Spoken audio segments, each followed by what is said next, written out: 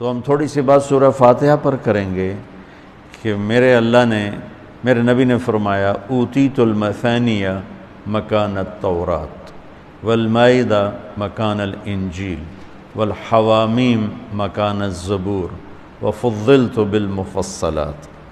میرے سب سے بڑی کتاب تورات تھی، سب سے بڑی، اٹھانا بھی مشکل تھا، اتنی بڑی کتاب تھی.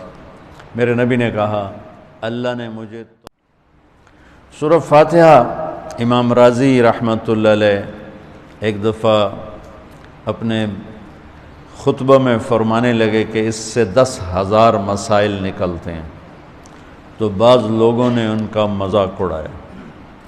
وہ مذاق اڑانا تفسیر راضی کا سبب بنا، تفسیر کبیر کا، کہ فرمایا کہ جب انہوں نے میرا مذاق اڑایا تو میں نے اللہ کا نام لے کر قلم اٹھایا اور میں نے لکھنا شروع کیا.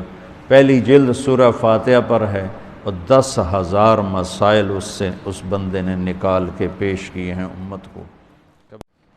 اور سورۃ فاتحہ کا خلاصہ ہے ایاک نعبد و ایاک نستعین. ایک اور طرح سارے آسمانی کلاموں کا سردار ہے قرآن، اور قرآن کا سردار ہے سورۃ بقرہ، اور سورۃ بقرہ کا سردار ہے آیت الکرسی، اللہ لا الہ الا ہو. تو آسمانی علوم کا خلاصہ قرآن، اور قرآن کا خلاصہ سورۃ فاتحہ، اور سورۃ فاتحہ کا خلاصہ ایاک نعبد و ایاک نستعین. یا اللہ صرف تیری بندگی، یا اللہ صرف تجھ سے مدد. ایاک سارے طرفوں سے، وَإِذَا سَأَلْتَ فَاسْأَلِ اللَّهِ وَإِذَا اسْتَعَنْتَ فَاسْتَعِنْ بِاللَّهِ. ایاک کہ یا اللہ صرف تیری بندگی، اور یا اللہ صرف تجھی سے مانگنا، تیرے آگے جو لب ہے. دنیا بھی اسی سے مانگنی ہے اور آخرت بھی اسی سے مانگنی ہے. اللہ نے ہمیں دنیا پہلے سکھائی، آخرت بعد میں سکھائی. ربنا آتنا فی الدنیا حسنۃ وفی الآخرۃ حسنۃ وقنا عذاب النار. ایک بدو طواف کر رہا تھا. یا اللہ تجھے پتہ ہے نا میں بھی بھوکا ہوں اور میری اونٹنی بھی بھوکی ہے، اور مجھے کھانے کو میرے بچے بھی بھوکے اور میں بھی بھوکا. ایک آدمی ساز سن رہا تھا تو اس نے جلدی سے اپنے تھیلی نکالی درہموں کی، کہا میرے بھائی قبول فرما. کہا پیچھے ہٹ.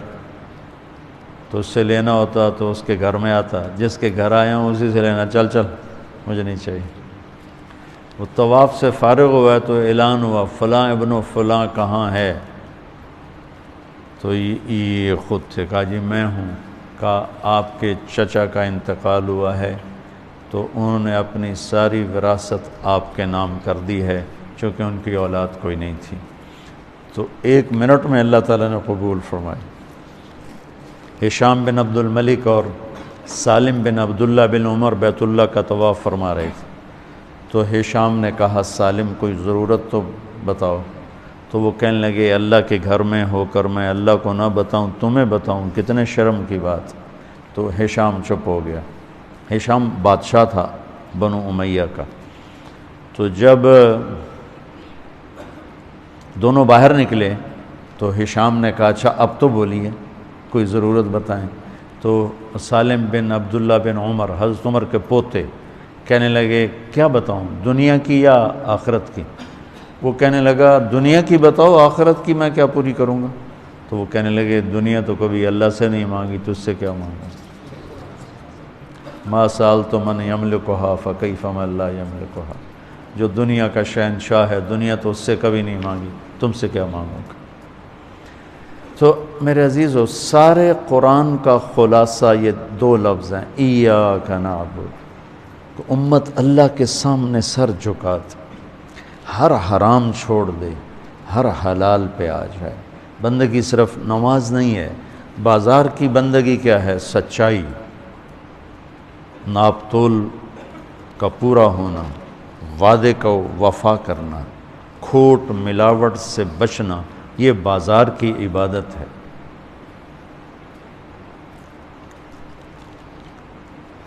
اقتدار کی عبادت کیا ہے؟ ظلم سے بچنا، اپنی طاقت سے کسی پہ ظلم نہ کرنا، انصاف کو ہاتھ سے نہ جانے دینا۔ وکالت کی، عدالت کی عبادت کیا ہے؟ ظالم کا ساتھ نہ دینا۔ سیاست کی عدالت کی عبادت کیا ہے؟ دنیاوی مفاد نہ اٹھانا، بلکہ قومی مفاد کے لیے اپنے آپ کو پیش کرنا۔ گھر کی بندگی کیا ہے؟ ماں باپ ہیں تو ان کی آنکھوں کی ٹھنڈک بننا، بیوی ہے تو اس کے دامن کو خوشیوں سے بھرنا، اولاد ہے تو ان کو ایسی محبت دینا جیسے میرے نبی حسنین کو دے کر گئے تھے۔ یہ اس طرح عبادت پھیلی ہوئی ہے۔ بہن بھائی ہیں تو ان کے ساتھ شیر و شکر ہو کے رہنا، ان کی کمیاں زیادتیوں سے درگزر کرنا، یہ ایاک نعبد ہے۔ صرف نماز کے اندر نہیں ہے ایاک نعبد، بلکہ پوری زندگی ایاک نعبد ہے۔ تو میں کہا کرتا ہوں سچائی، دیانتداری اور انصاف، یہ تین چیزیں اگر آپ کے اور میرے اندر ہیں تو ہماری پوری زندگی عبادت بن جائے گی، پوری زندگی بندگی بن جائے گی۔ وَإِيَّاكَ نَسْتَعِينُ، جب اس کے سامنے سر جھکاؤ گے پھر ہاتھ اٹھاؤ گے تو مزہ بھی آئے گا، مانگنے کا بھی، اس کے دینے کا بھی۔ اس کو کون سا کہیں سے لینا پڑتا ہے؟ جو وہ نباتہ بن یزید نخی رحمۃ اللہ علیہ تابعین میں سے ہیں، اللہ کے راستے میں جا رہے تھے، گدھا مر گیا تو نیچے اتر کے 2 نفل پڑھ کے کہنے لگے یا اللہ تو بے نیاز ہے، تجھے تو کسی چیز کی ضرورت نہیں اور میں تو مسافر ہوں، مجھے اس کی ضرورت ہے، اسے زندہ کر۔ اور ایک چھڑی ماری، قم باذن اللہ، گدھا اچھل کے کھڑا ہو گیا۔ اور امام شافعی نہیں شعبی فرماتے ہیں کہ میں نے اس گدھے کو دمشق کے بازار میں فروخت ہوتے دیکھا، اور وہ نباتہ پہلے فوت ہوئے، کھوتا بعد وچ مریا۔ ایسی دعا قبول ہوئی۔